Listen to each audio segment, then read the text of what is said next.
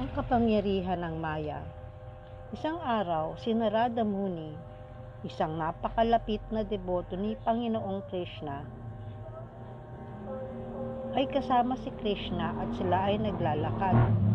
Tinanong ni Narada Muni si Panginoong Krishna, "Minamahal kong Krishna, maaari mo bang ipakita sa akin ang kapangyarihan ng iyong Maya, ang iyong mapanglinlang na enerhiya? Pakiusap, ipaliwanag mo sa akin ang lihim ng mahiwagang ito na tinatawag na Maya at kung paano siya kumikilos." Nag-aatubili si Sri Krishna na gawin ito, kaya tinanong niya ang kanyang minamahal na deboto, "Minamahal kong Narada, sigurado ka bang nais mong makita ang kapangyarihan ng aking Maya?" Matatag si Narada at sumagot, "Opo, Krishna, sigurado ako. Nais kong makita ang kapangyarihan ng iyong Maya." Sumagot ang Panginoon, "Sige Narada, ipapakita ko sa iyo. Dito muna tayo sa lilim ng puno at sasabihin ko sa iyo ang lahat.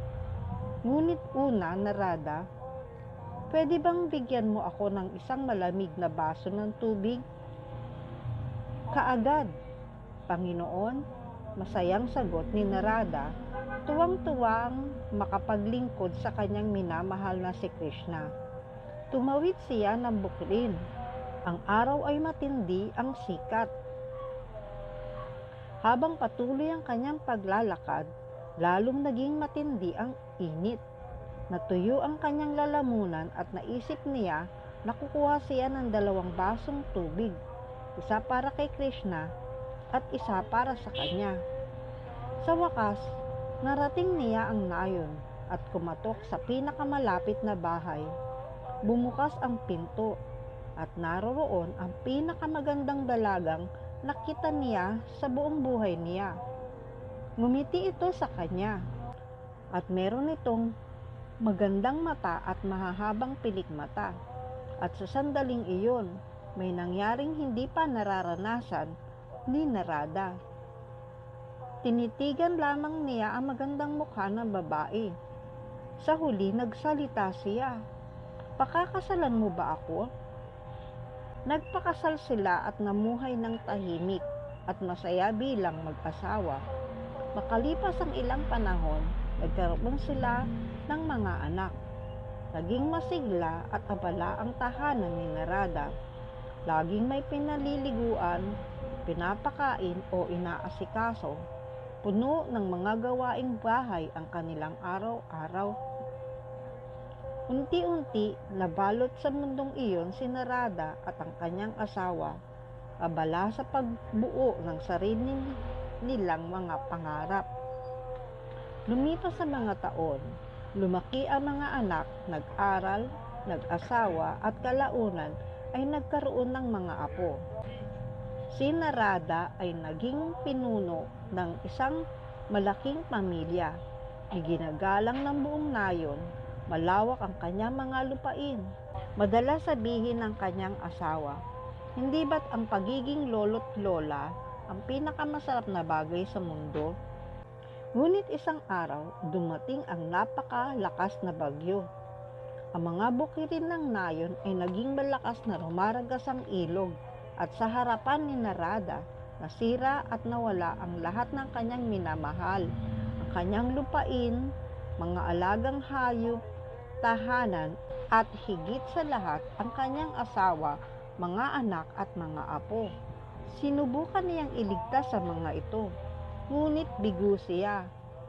Hindi na niya kinaya ang panonood ng pagkawasak, kaya't lumuhod siya at mula sa kaibuturan ng kanyang puso ay sumigaw, "Krishna! Krishna!"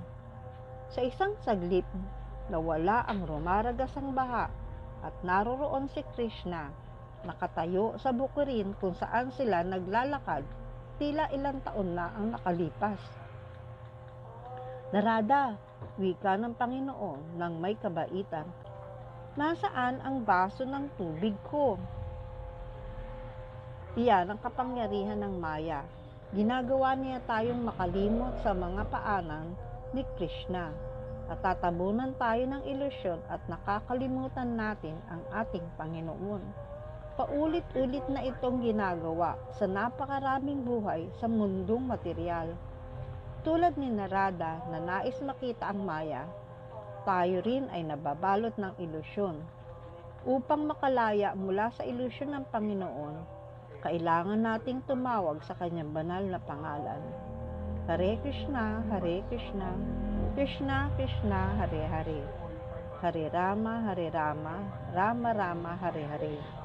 Gaya ng sinabi ni Sri Krishna sa Bhagavad Gita 7:14, ang banal kong enerhiya na binubuo ng tatlong katangian ng kalikasan ay mahirap mapagtagumpayan. Ngunit yaong mga lubos na nagsuko ng kanilang sarili sa akin ay madaling makalalampas dito. Haribol.